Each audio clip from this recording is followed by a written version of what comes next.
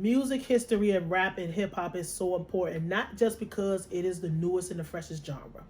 It's because it gives us a chance to learn from our mistakes and our failures, replicate and duplicate our successes and our wins, and everything in the middle. It gives us a chance to work it out and turn it into the most beneficial situation, not just individually, but for everybody in the genre. My name is Nayim Edwards. Welcome to this channel. Now, if you recall, if you know your music history, or you were born or alive around that time, in 1986, because this is before my time, 1986, Run DMC drops a song called My Adidas, right? In the 80s, they signed a $1.6 million brand deal to push Adidas as the official brand of hip hop. And we're talking about commercial hip hop. There was people before Run DMC.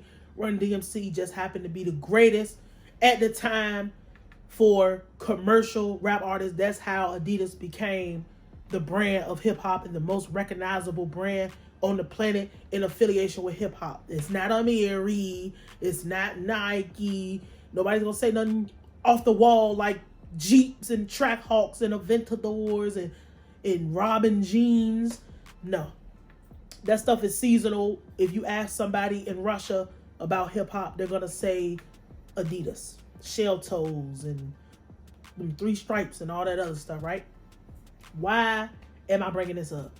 I'm bringing this up because that is a good example of a good deal in respect to the time period. A good brand endorsement deal. Hip hop has a very interesting relationship with brand endorsement deals, being that most of the time brands are pushing garbage on us. Brands are pushing things that are not beneficial to us. And you know what? We just gonna say it. They're gonna be pushing McDonald's, alcohol, weed, any of these other things. Like, they're always pushing a poison on us if it comes to that side of the market. I work with poison sellers, but when it comes to the clothes and stuff, a lot of the times they are pushing these clothes and they pushing these labels. And I say, excuse me, and I say the labels like Amiri, Robin jeans, Gino Green. If I'm from the Gino Green era, I was in like middle school. I used to want Gino Green, but what else was hot back then? Red monkey jeans and all type of stuff that was hot. Baby fat, and I don't know, baby fat was kind of hot, but all that kind of stuff, right? People was pushing that stuff and they was not getting no money. I say that to say that the worst atrocity in brand endorsement history absolutely was Nelly in the Nike situation. We got to go through it, y'all. I'm sorry. Nelly played itself. A lot of times, this is how it happens, and I don't understand how we keep doing the same stuff and pushing these brands and pushing these people and doing all this stuff for free. Nelly didn't make no money as far as after he made his song Air Force One. There was no residuals from how crazy the sales went. But let's go from the beginning of that.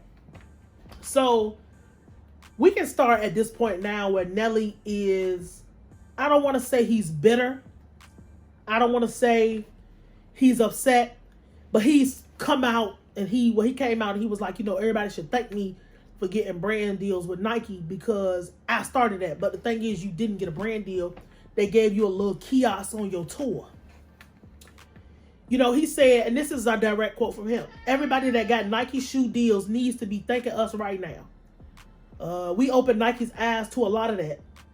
At that time, they weren't doing it. They were basically on some, they gonna win regardless, which was kind of true. But the thing is, when the Air Force One came out, and the Air Force One was like already out, but Nelly took the shoe from being at a price point of $59.99. So it was a $60 shoe. It was a regular shoe. Classic silhouette under their company. And when Nelly dropped that song, it went from $60 to, depending on where you lived, $90 to $125. Out here, they like $90 depending on if you go into the hood store or not. Some places they're $100. Some places you might get them for $120 or one whatever. So the song was number 3 on the Billboard. It was in that 2003 movie, Love Don't Cost a Thing. So you know when your song get on the soundtrack, it becomes even bigger because it's going to be a song affiliated with a movie. The song was already hot. Nelly is the hottest thing in music, right? A few years after the song released. And now keep in mind, Nelly is like the most scorching hot thing on the planet. He was selling crazy. And this was back in the time when you actually had to go outside and touch people and meet people. And how we got our Nelly news was watching TV. And how we saw Nelly, you couldn't get away from him. And he was making really good music, right? They said in 2005, the Air Force One silhouette alone sold 12 million pair. So they was making like 300 million a year just from that. And to this day, they said that Nelly is the person that is responsible for driving the sales of that silhouette for that Nike shoe. And he didn't get no money from it. They didn't come through giving him no check. They didn't come through saying, thank you, Nelly. Thank you for pushing our shoe. We owe you for saving this shoe, Nelly. We owe you for, doing what you do, Nelly. He said, when we first started rocking Air Force Ones, they was $59.99. When we did the song 8 months later, they was $100. And we ain't get no residuals. Would you chalk it up to bitterness? I don't think so. But if we fast forward to today, because, it's kind of the end of the story. You put out a song, you was running your mouth, promoting a brand who you didn't talk to, flapping your gums about it because you thought it was hot and everybody was just, these just look so fly. And people, depending on where you live, they got different names for the shoe. But that's kind of where the story ends on Nelly's part. The thing about that is, this should be a cautionary tale to anybody who decides that they're going to put brands in their songs, because especially if you're hot. If you're hot, you really don't need to be talking about nobody else's brand if you're not pushing your own stuff or they're not giving you no check. Because to this day, Nike still makes $800 million a year off of that silhouette. Point blank period. Like every year, they know they're going to get damn near $1 billion. And it all started because Nelly decided to make it hot. And it stayed hot. Everybody was going to wear it. Everybody going to, you look at it as a nice, clean shoe. It's nice and it was whatever. But Nike showed Nelly how they really felt about him. Nike showed Nelly that, thank you for the free promotion. We was going to be this big anyway, which is not true. It's just not true. The thing about this is, everybody do this with everything. People breaking their neck to buy Amiri jeans, and Mike Amiri is getting his episode this week. People breaking their neck to get Amiri jeans.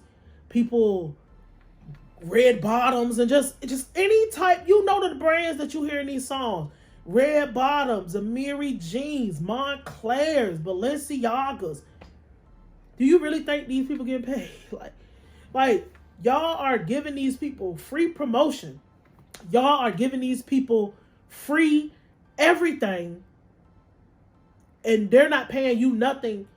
And since we're at the end of this episode and people might not watch this far,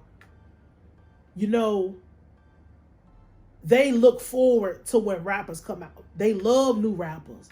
They love when rappers do, because a rapper is the best free promotion you can get, because as soon as a rapper put on them big ugly ass red boots, your shit's gonna sell.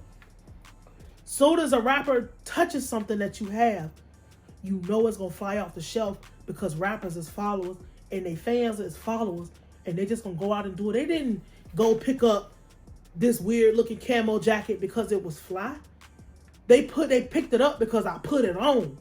It wouldn't matter if you thought this was ugly. It wouldn't matter if you thought that, what in the fuck is Nayim wearing? It wouldn't matter if you thought that. People would go buy it just because I put it on and they liked the way I looked in it. And that's how these brands depend on that. That's why you're not gonna see me wearing. If it ain't got my name on it, you're not gonna see me wearing it on camera. Or if somebody that I fuck with name, you're not gonna see me wearing it because they depend on that. Because if everybody stopped talking about brands and shit tomorrow, if everybody just started rapping how they was supposed to rap, just straight music, how much money would these people lose? They would lose a lot because the rappers is gonna determine which high fashion brand stays hot. Even though you got those fashion houses like Gucci and stuff that's gonna be hot because each fashion house is made for a specific person of a specific class and a specific type of thing. But when it comes to selling to the general public, if niggas stop talking about this shit wouldn't sell. Nelly fumbled his own bag. I don't feel bad because why you didn't get the money first? Why didn't you get the bag first? Why did you wait until the price point shot up to say, hey, I need some money from this because I made y'all hot? No, you should have never wrote a song. You should have talked to somebody first before you said their name. You should have cleared it. And then you would have got you something. But they ain't even respect this nigga enough to say nothing about it. And now you just have to learn from your mistake. And anybody who saw what happened to Nelly and they didn't take into consideration, I'm not talking about no designer. If they not paying me, is a damn fool. And you deserve whatever money that you don't make off promoting that shit. So that's what happened. Unfortunately, and he ain't the first, he won't be the last. Since we really deep in the video, the last person who ain't get shit and blew somebody up for real was Pop Smoke and Amiri. But we'll talk about that in the Amiri episode. So thank you for tuning in. My name is Nayim. I'm gonna holler.